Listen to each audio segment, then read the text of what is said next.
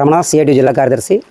నేడు AP anganwadi workers and helpers union రాష్ట్ర committee ఇచ్చిన పిలుపు మేరకు ఈరోజు వియ్యంపేట ప్రాజెక్టు వద్ద అంగన్వాడీలందరూ తమ సమస్యలు పరిష్కరించాలని దీక్షను పూనడం జరిగింది. అంటే రాష్ట్ర వ్యాప్తంగా 23, 24 తేదీల్లో దీక్షలు పూనాలి. అలాగే 25, 26, 27 జిల్లా కేంద్రాల్లో చేయాలని చెప్పి పిలుపు. అందులో భాగంగానే ఈరోజు ఇక్కడ చేయడం జరిగింది. ఈ కార్యక్రమం ముఖ్య ఉద్దేశం ఏమిటంటే 2019 నుంచి ఇప్పటి వరకు వేతనాలు పెంచే పరిస్థితి లేదు. అప్పటి నుంచి ఇప్పటి వరకు మార్కెట్లో రోజు రోజుకి ధరలు పెరుగుతున్నాయి. వాటికి అనుగుణంగా కనీస వేతనాలు ఇవ్వండి అని చెప్పి ప్రభుత్వాన్ని విన్నవించుకోవడం జరుగుతుంది. గతంలో కూడా ఈ ఇష్యూ మీదే 42 రోజులు సమ్మె చేపట్టడం జరిగింది. గత 2023 డిసెంబర్లో చేపట్టడం జరిగింది.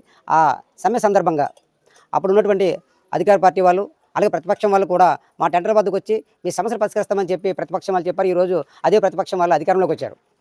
అలాగే గతంలో ఉన్న ప్రభుత్వం ఏదైతే ఉందో ఆ సమ్మె కాలం నాటి ఒప్పందాలు ఏవైతే ఉన్నాయో ఆ ఒప్పందాలకు సంబంధించి సెక్రటరియట్లో చర్చలు జరిగాయి. చర్చలు జరిగిన అనంతరం ఆ మినిట్స్ కూడా రిలీజ్ చేశారు. ఆ రిలీజ్లో అనేక హామీలు ఉన్నాయి. అవన్నీ కూడా అమలు చేయలే. అయితే అందులో ప్రధానంగా మెయిన్ వర్కర్లుగా చేస్తారని ఇచ్చిన హామీ ప్రకారం కొంతమంది మాత్రమే చేశారు. రాష్ట్రంలో ఇప్పటికే 1810 మంది ఇంకా మినీ సెంటర్లో అనేక నిబంధనలు పెట్టి పక్కన పెట్టారు. వాళ్ళంతా కూడా ఆ మినీ వర్కర్లందరూ కూడా అటు టీచర్గా వర్క్ చేస్తున్నారు, హెల్పర్గా వర్క్ 2 పనులు వాళ్ళే చేస్తున్నారు. కాబట్టి వాళ్ళని నిబంధనలతో పెట్టి పక్కన పెట్టడం సరికాదని చెప్పి యూనియన్గా డిమాండ్ చేస్తున్నాం. వాళ్ళని కూడా మెయిన్ వర్కర్లుగా గుర్తించాలని. అలాగే ఈరోజు గవర్నమెంట్ ఉద్యోగికి ప్రతి 6 నెలలకు ఒకసారి డిఏ పెంచుతుంది ప్రభుత్వం.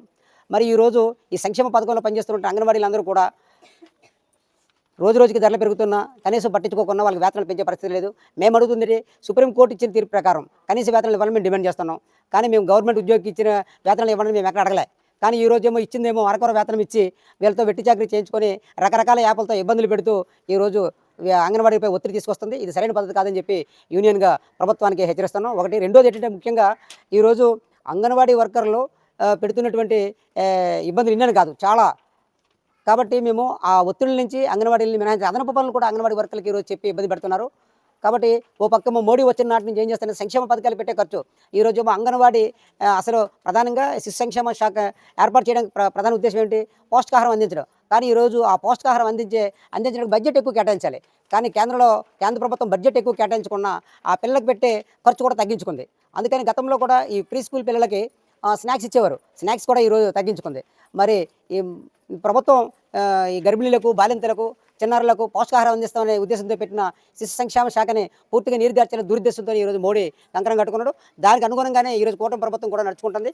ఈ విధానాలు పక్కన పెట్టి ఏవైతే గతంలో 42 రోజుల సమ్మెలో ఆ రోజు ప్రభుత్వం హామీలు ఇచ్చిందో ఒప్పుకుందో ఆ ఒప్పుకున్నటువంటి విధానాలన్నీ అమలు చేయాలని మేము డిమాండ్ చేస్తున్నాం.